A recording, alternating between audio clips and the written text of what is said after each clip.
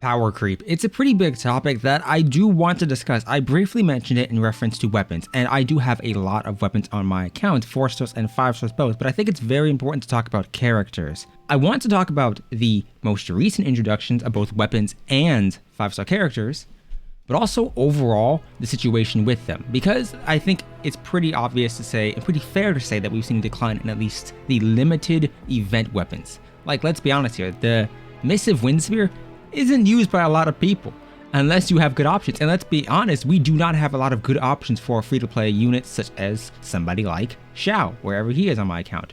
Where is he? Jesus Christ. Up here. Xiao doesn't have very good free-to-play friendly options. You have Jade Spear, which is a standard bandit weapon, but outside of that, his best option is going to be something like White Tassel, which is a 3-star that you have to get from chests. Even if we exclude this, I do think it's important to look at the entirety of the game's roster and to really talk about just what we're seeing in terms of the newer characters and just how different the innovation was in the early stages of Genshin.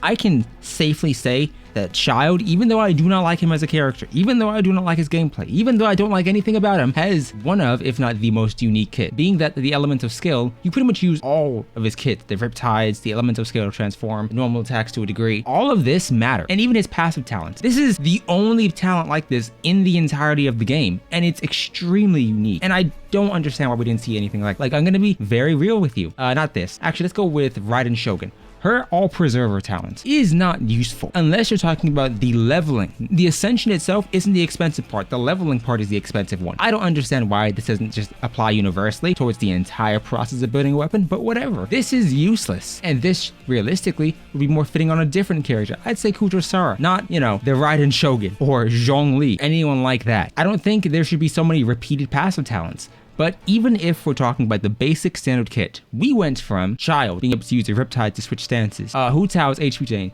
Zhao's plunging, which as much as people can say is repetitive, it's at very least unique. We don't have that anymore. We have, after Raiden, we got essentially characters that switched into a different burst stance, vaguely similar to Xiao, but without that additional nuance. You have Raiden who does it, followed by Ito who does it, followed by Ayato who has the same skill factor. Same thing with Yoimiya who just does normal attacks constantly. You have Sino who's just a burst. All you do is his burst. That's literally it. It's his burst. Then you have Alhaitham, who's like Kaching and obviously has a much more nuanced playstyle, but at the same time doesn't use all of the kit. I think it's incredibly important for a unit to really be involved with everything. Even though Eula has a lot of issues, I think her entire kit flows together. You do the burst, then you auto attack, you do the skill. All of these matter. Maybe not to the same degree, but all of them matter. Even though we're switching on to hyper carries, and I'd say Eula is a hyper carry, you don't use that same amount of effort on a lot of characters. With Xiao, you only level his normal attacks. His burst just stops the HP drain a little bit, but even that caps up to I think level 6. Ayaka, it's mainly burst factoring. Raiden, you don't level her normal attacks at all, and her skill you should stop leveling at what, 6? You can crown it, but it's only for the additional damage. It doesn't assist in the elemental burst damage increase. So I think we're lacking in terms of the versatility and uniqueness of 5 stars, not just their passives, but overall, and characters in general have kind of seen a big decline. But outside of, you know, the value a 5-star has to offer your account or the value a 4-star has to offer accounts, I think it's important to really look at just what's needed to shape things up. I hate Dendro. I'm not gonna lie. I don't like Nahida as a character in general. But I do firmly believe that Dendro should have breathed more life into a lot of different things. Dendro increasing the viability of electricity or electro as a whole is great. Dendro ignoring Chio is not. They should work together. Thematically, it makes sense, but whatever. Even if we discount that, we've had this weird meta shift where it went from stuff like Melt or stuff like Vaporize to Hyper Bloom teams, which is great for somebody like Nilo or Alhaitham or Sino. Those are fine, but we still haven't gotten a 4-star in this entire latter half of the game's lifespan that can dethrone or challenge these original ones. Now, I'm not saying we need someone who's like Bennett 3.0, doubles the attack buff, all the healing. No, what I'm saying is we need options for them. We need other characters who can do what Bennett does. Bennett is an attack buffer, but let's say at C6 he's just a pyro buff, which is fine. We need Kujosara to be able to heal like him. We need somebody like, who else? Faruzan to do the exact same. Or Goro. Even at C4, he kind of does. As the only 5-star buffer, Shenhe does not really compete with Bennett on that same level, and I think that she should. At the end of the day, we have a lot of characters, and, you know, we do have some really good ones. I'm just going to use Raiden here and have her sit on screen. But I do believe that even though we don't need power creep in the form of a amazing god tier unit that's a must pull, we need options. 4 stars and 5 stars used to be interchangeable in certain teams. Bennett was the 5-star equivalent that we all knew. Shicho followed with Xiangling and so on. But we haven't gotten any newer unit to really contend with those or match those units. And I understand. People will say Hoyoverse doesn't want to power creep the original section of units. Cool. But if they're not willing to match them at the very least, none of the new characters are worth pulling over the other. How many of you are going to use your Faruzan instead of somebody like a Bennett? How many of you are going to use your Layla over a Diona? Because Layla just provides shield, but Diona provides the shield and heal. Even though we can say Jinyan is a bad character, there is no way that Dea should be shipping up to be vaguely similar to her at this point in time in the game. Kale should have been at least comparable to Nahida for Dendro application off field. Nahida just should have offered more in terms of elemental mastery transfer. And yeah, she's an Archon, but Archons I'm skipping out. I'm not going to consider Nahida, Raiden, Zhongli, Venti, because Archons have to be good. We've already seen what happens when Archon is bad on release. They got buffed. I'm talking about these other characters. The 4 stars who aren't matching up, the 5 stars who aren't matching up and needing more restrictions. Nilo being restricted to Dendro and Hydro only teams isn't a good thing. Yeah, sure, it's unique, you can say, because she buffs an elemental reaction, but it's not good. I'm not saying that she's a bad character. I'm saying that the restrictions placed on her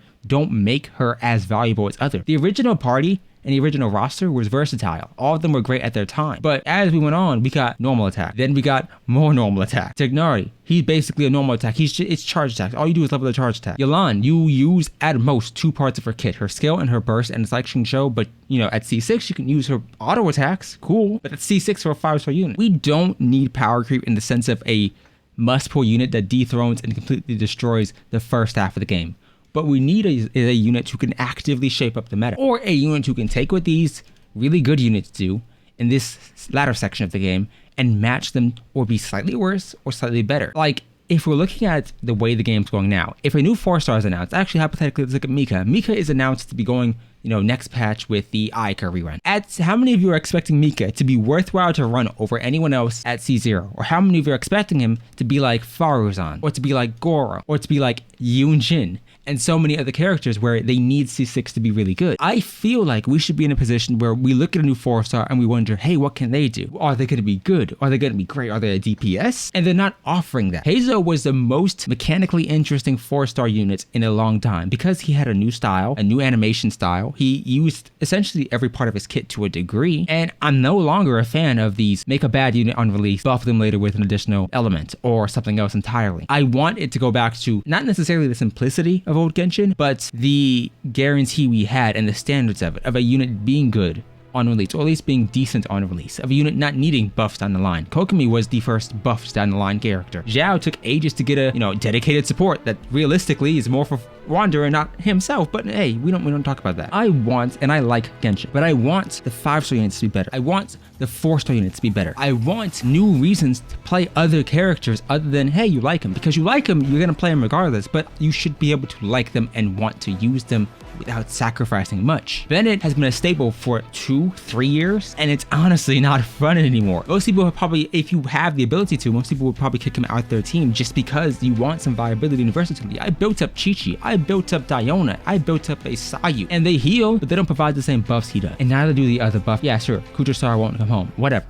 I wish and I want, not power creep in the sense of dethroning and making every other unit bad, power creep in the sense of bringing up and buffing all the characters we currently have to an extent to where they're at least at a equal baseline. Albedo has fallen off dramatically due to double Hydro for Hu Tao Ti. You have characters like, excluding these, Sucrose or Ningguang, Razor, and Beta, all these units who you don't really use. Chongyun is, who uses Chongyun legitimately? Unless he's in Melt, but even then, who uses Chongyun? I want a unit to, I want to be able to use these other units and have an actual reason to build and have something to be excited for nowadays, because I don't. I do not like Nahida. Give me an option to use outside of her that's vaguely, you know, similar, but maybe just worse. The Traveler and Kale apply Dendro off field, sure, one with their burst, one with their skill, but not to the extent of Nahida, but also not as consistent either. So it's just a dramatic downgrade. Why not give options? If you want off-field Electro, you have Fischl, you have Yaimiko, you have Lisa's burst. That's an option. Dendro has none of that. Geo has none of that, and I want that. But what do you want most in terms of character progression, in terms of fires, in terms of force, in terms of weapons? Tell me down below. And either way, I'll see you next time.